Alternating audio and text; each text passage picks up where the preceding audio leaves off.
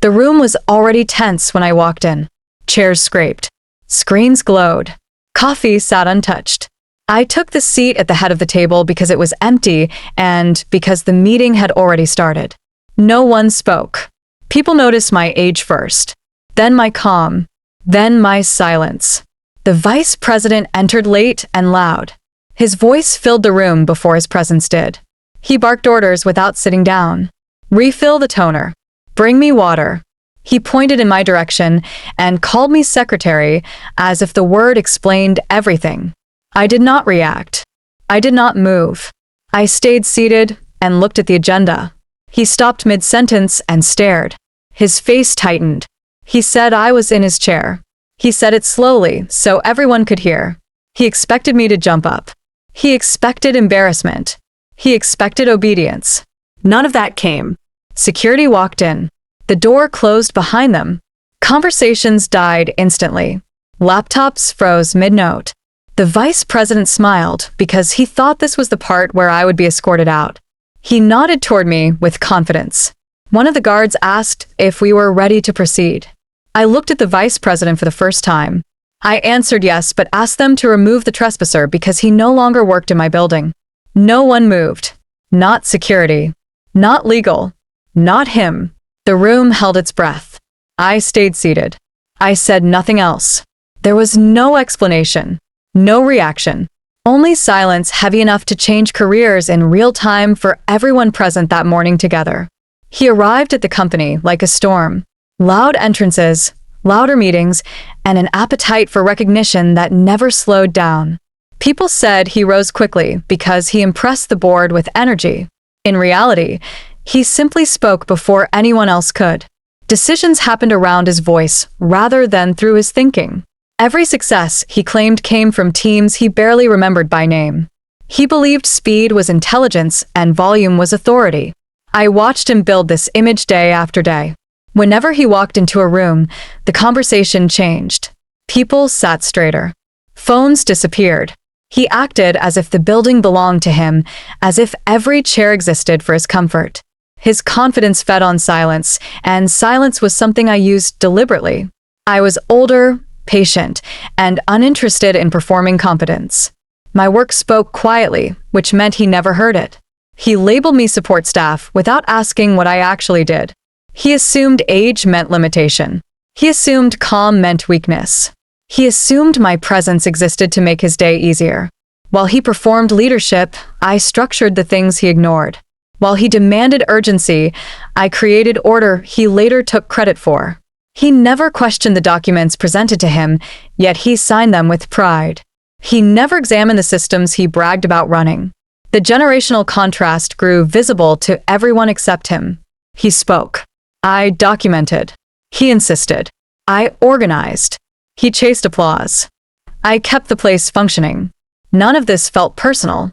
It was simply a pattern repeated across offices everywhere, the familiar story of someone who mistakes noise for value and assumes the quiet person in the room belongs beneath him.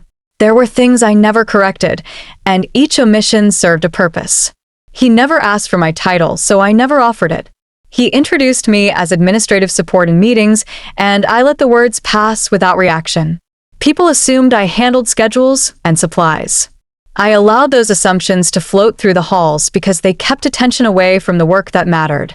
The less he understood about my responsibilities, the easier it became to move without interruption. He never learned the scope of my role beyond the walls of his department. He never noticed the files that required my signature. He never questioned why legal copied me on sensitive correspondence. He never wondered why the building management team greeted me before greeting him. These details were visible to anyone who slowed down long enough to observe, but slowing down was not part of his nature. Letting him believe I was a secretary gave him comfort. It reinforced the story he wanted to live inside, a story where he stood above everyone else. His arrogance protected my space better than any title could. The more confident he became in his misunderstanding, the less he noticed what moved around him. My silence was not submission. It was strategy. It created distance, and distance created perspective. There were moments when colleagues asked why I did not correct him. I answered gently that clarity has a season and that speaking too early can ruin the harvest.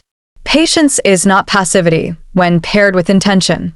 By the time he realized who truly understood the structure around him, the doors had already shifted. Some misunderstandings are useful when you know the building better than the people inside it. Long before he arrived with his loud confidence and quick promotions, the building had its own story. It was older than most of the executives who walked through it, and its ownership changed far less often than its leadership. When departments reorganized and titles rotated, the documents governing the property remained steady. They lived in a different world from corporate announcements and internal politics. The lease had been renewed years earlier under a holding company the board rarely discussed. Only a handful of people managed that relationship, and turnover never touched those responsibilities. Every renewal required a precise set of signatures, and those signatures did not shift with promotions or newly painted office doors. Stability mattered more than personality. Understanding that structure required patience and a long view, something he never cultivated.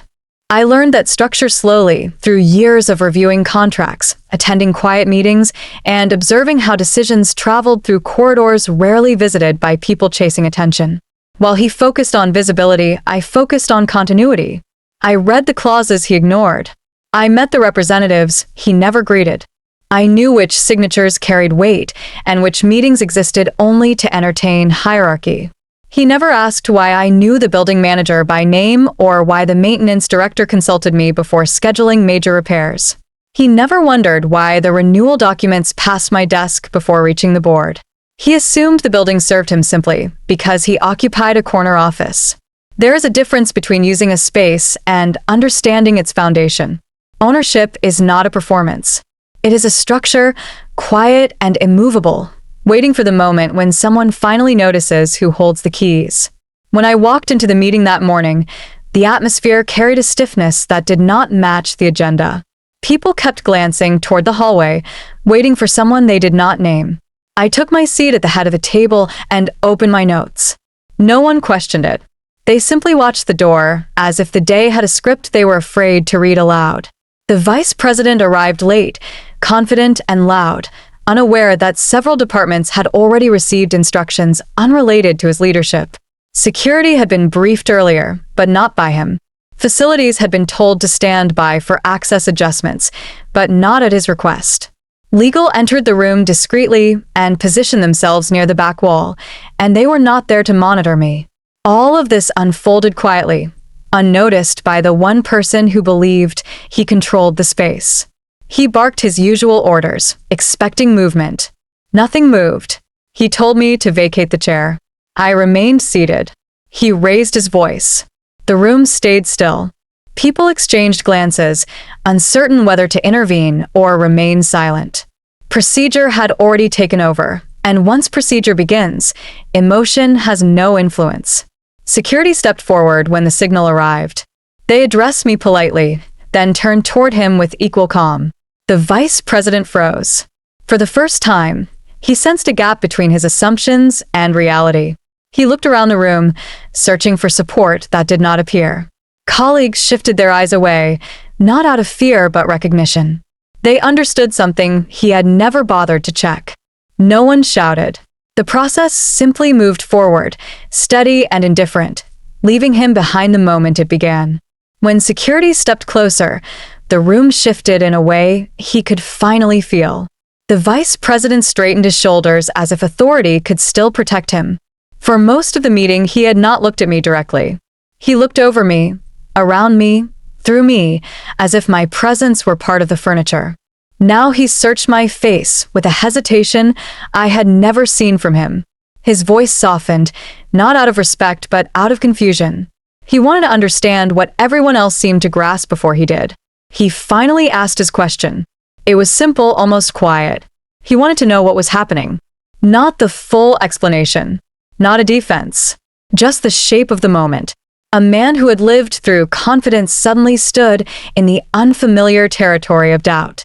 The room waited with him. Chairs did not creak. Phones did not buzz. Even security remained still, giving him space to arrive at the truth he had ignored for too long.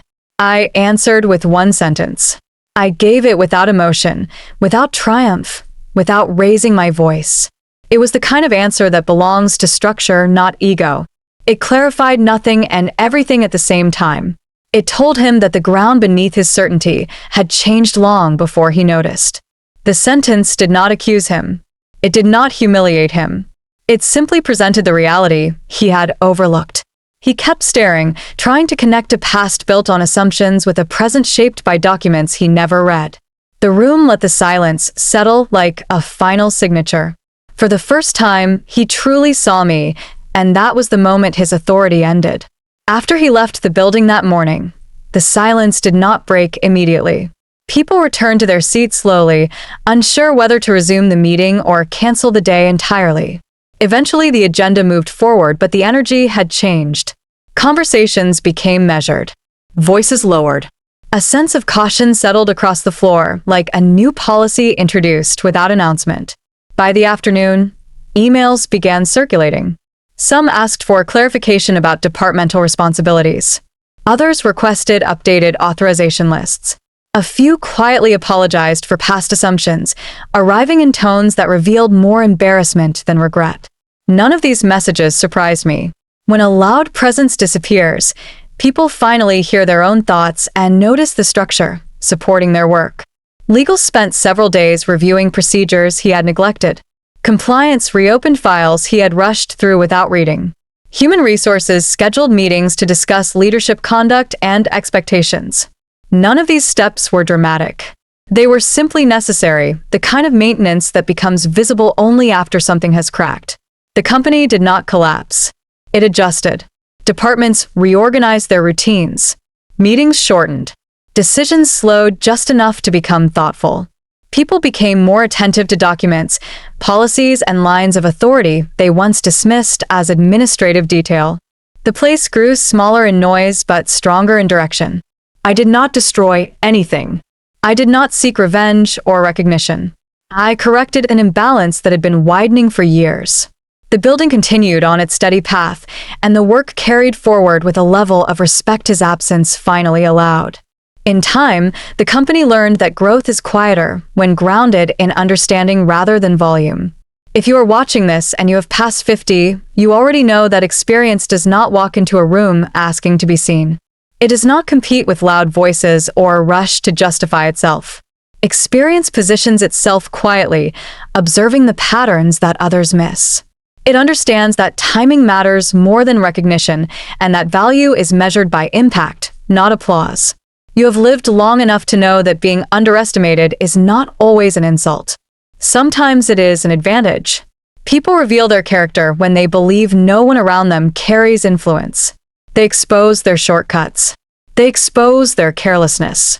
They expose the limits of their understanding. Your role is not to correct every assumption.